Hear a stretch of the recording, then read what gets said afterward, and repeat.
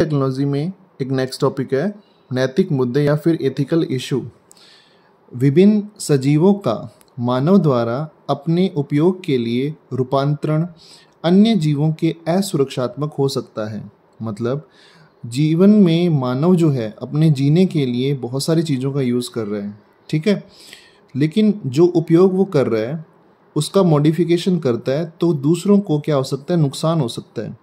अतः इसे नियंत्रण करने के लिए इसकी नियमित जांच के लिए नैतिक मापदंडों की आवश्यकता है ताकि मानव सभ्यता व अन्य जीवों की सुरक्षा निश्चित हो सके। मतलब किसी भी को कोई नुकसान नहीं होना चाहिए। बायोटेक यही कहता है कि हम जो भी प्रोडक्ट बना रहे हैं उसका बेनिफिट होना चाहिए ह्यूमन को, लेकिन उसका नुकसान किसी को नहीं होना चाहिए।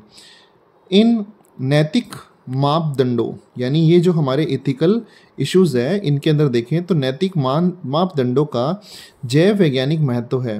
जब ऐसे आनुवंशिक रूपांतरित जीवों को पारिस्थितिकी तंत्र में सन्निविष्ट करवाया जाता है, मतलब उनका यूज़ किया जाता है या फिर उन्हें प्रवेश करवाया जाता है, तो इन जीवों के आनुवंशिक रूपांतरण से कई बार अप्रत्याशित परिणाम भी निकल सकते हैं। मतलब मॉडिफिकेशन किया, ठीक है, आनुवंशिक रूपांतरण मतलब मॉडिफिकेशन किया किसी भी एक जीव का या प्लांट का, तो उसे इकोसिस्टम के अंदर लेके आए तो लाने पर कई बार उसके रिजल्ट हार्मफुल हो सकते हैं। इसे नियंत्रण करने के लिए भारत सरकार ने ऐसे संगठनों को स्थापित किया है जो मानव द्वारा किए जाने वाली आनुवंशिक रूपांतरण अनुसंधानों पर लगाम लगा सके।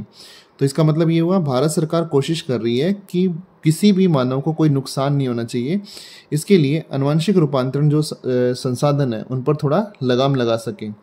जैसे GEAC genetic engineering approval committee, ये वो कमेटी है जो बायोटेक के जो जितने भी प्रैक्टिकल्स होते हैं या बायोटेक के जो भी प्रोडक्ट्स हैं उनको अप्रूवल देगी। जैसे फिल्म जो रिलीज़ होती है उससे पहले उसको पहले देख करके उससे अप्रूवल मिलता है, उसी तरीके से यहाँ पर सेम टू सेम यही अप्रूवल मिलेगा कि ये प्रोडक्ट अच्छा है या मानव के लिए नुकसानदायक है। जो कि GM अनुसंधान संबंधी कार्यों की वैधानिक व जन सेवाओं के लिए आनुवंशिक रूपांतरित जीवों के सन्निवेश की सुरक्षा के बारे में निर्णय लेगी। सिंपल सा बात है कि आनुवंशिक रूपांतरित जीव जो है उनका मानव पर कोई नुकसान नहीं होना चाहिए, उसके लिए निर्णय कौन लेगा? GEAC, इसकी फुल फॉर्म याद रखनी है, जेनेटिक इंजीनियरिंग अप्रूवल कमेटी, ठीक है। नेक्स्ट, इसके साथ ही जन सेवा मतलब मानव जो है उसकी सेवा, जैसे कि आहार व चिकित्सा स्रोत, जैसे कोरोना की वैक्सीन बनाएगी तो चिकित्सा के लिए याद रखेंगे कोरोना की वैक्सीन में रूपांतरित जीवों के उपयोग से ऐसे जीवों के पेटेंट की समस्याएं उत्पन्न हुई है। क्षेत्र विशेष के जनमानस में इस बात को लेकर आक्रोश है कि बहुराष्ट्रीय कंपनियां उनके क्षेत्र में पाए जाने वाले जीवों के आनुवंशिक पदार्थ, पौधों व अन्य जैविक संसाधनों का उपयोग करती है और बनने वाले उत्पाद व तकनीक के लिए पेटेंट प्राप्त कर रही है। मतलब जैसे हमारे इंडिया के अंदर यहाँ पर जो चीज़ें बन रही है उनका यूज़ फॉरेन की कंट्रीज़ कर रही है और करने के बाद उनको पेटेंट करवा रही है, जबकि यह बहुत समय पहले ही उस क्षेत्र के लोगों द्वारा विकसित व पहचानी जा चुकी है। मान लो अपने क्षेत्र के अंदर ही वो बहुत टाइम से चल रही है लेकिन उसका पेटेंट किसी और ने करवा लिया। किसान तथा विशेष क्षेत्र या देश के लोगों द्वारा इसका उपयोग किया जा रहा है।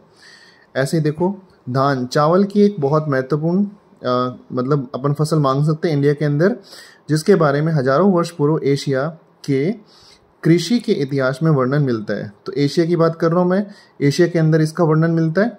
एक अनुमान के अनुसार केवल भारत में ही धान की लगभग 2 लाख किस्में मिलती हैं। वैरायटीज़ की बात करें तो भारत जो है चावल का 2 लाख किस्में उत्पन्न कर रहा है। भारत में धान की जो विविधता है विश्व की सर्वाधिक विविधताओं में से एक है। इसी तरीके से देखें, बासमती धान जो है उसकी जो स्मेल है, सुगंध जो है और स्वाद जो है उसके लिए उसे जाना जाता है। इसकी 27 पहचानी गई जो वैरायटीज़ है भारत में उगाई जाती है और पुराने ग्रंथों में भी इसका वर्णन मिलता है और कई 100 साल पहले इसे भारत में उगाया जा रहा है, इसकी जानकारी मिलती है। लेकिन 1977 की बात करें तो एक अमेरिकी कंपनी जो है उसने बासमती धान पर अमेरिकी पेटेंट करवाकर ट्रेडमार्क कार्यालय से पेटेंट यानी 100 अधिकार प्राप्त कर लिया कि ये हमारी ही वैरायटी है, हमारे देश की वैरायटी है। इससे कंपनी बासमती की नई किस्मों को अमेरिका व विदेशों में बेच सकती है। बासमती की यह नई किस्म वास्तव में भारतीय किसानों द्वारा उगाई जा रही है और धान की किस्मों से विकसित की गई थी। भारतीय बासमती को अर्धबोनी किस्मों से संकरण कराकर इस कंपनी ने एक नई खोज या एक नई उपलब्धि का दावा कर पेटेंट प्राप्त कर लिया। इस एकाधिकार के लागू होने के बाद अन्य लोगों द्वारा बासमती का विक्रय प्रतिबंधित हो सकता था। देखो अब इसमें जो पेटेंट का अधिकार मिल गया वो तो अमेरिका को मिल गया, तो उसने मतलब मॉडिफिकेशन कर दिया इसमें, यानी भारतीय जो बासमती को जो थी उसको अर्धबोनी किस्म से हाइब्रिड करवाया है, और ये जो इससे हाइब्रिड करवाया है, हाइब्रिड करवाने के बाद जो नई खोज हुई है उसे उसने पेटेंट करवा लिया है। तो इसका मतलब क्या हो गया कि उसने जो वैरायटी बनाई है उसको कोई दूसरा बेच नहीं सकता। अब मल्टीनेशनल कंपनियों व दूसरे संगठनों द्वारा किसी राष्ट्र या उससे संबंधित लोगों से बिना अव्यवस्थित अनुमोदित क्षतिपूर्ति भुगतान के जैव संसाधनों का उपयोग करना बायोपायरेसी कहलाता है। इसके बारे में अपन पढ़ चुके हैं बायोपायरेसी वाले टॉपिक के अंदर। बहुत सारे राष्ट्र आर्थिक रूप से काफ़ी संपन्न हैं, लेकिन उनके पास जैव विविधता एवं परंपरागत ज्ञान की कमी है। यानी उनके पास सारी चीज़ें हैं लेकिन ज्ञान नहीं है, बायोडाइवर्सिटी नहीं है उनके पास में। इसके विपरीत विकसित व अविकसित विश्व जैव विविधता व जैव संसाधनों से संबंधित परंपरागत ज्ञान से संपन्न है। जैव संसाधनों से संबंधित परंपरागत ज्ञान का उपयोग आधुनिक तकनीकों में किया जा रहा है। यानी जो बायोडाइवर्सिटी है उसको देख लो, या बायोलॉजिकल जो सोर्सेज है उनको देख लो, इनका यूज़ किस में करते हैं, आधुनिक तकनीकों के अंदर करते हैं। इसके फलस्वरूप इनके व्यापारीकरण के दौरान समय शक्ति खर्च को बचाया जा सकता है।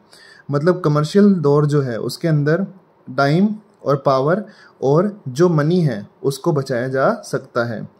विकसित व विकासशील राष्ट्रों के बीच अन्याय, अपर्याप्त क्षतिपूर्ति लाभों की भागीदारी के प्रति भावना विकसित हो रही है। इसके कारण कुछ राष्ट्र अपने जैव संसाधनों व परंपरागत ज्ञान का बिना पूर्व अनुमति के उपयोग पर प्रतिबंध के लिए नियम बना रहे हैं। मतलब अब इसे कोई चुरा नहीं सकता, इसके लिए दूसरे देश क्या कर रहे हैं, इस पर प्रतिबंध के लिए नियम बना रहे हैं। जैसे याद रखना है, भारतीय संसद ने हाल ही में भारतीय एकस्व बिल यानी इंडियन पेटेंट बिल पारित किया।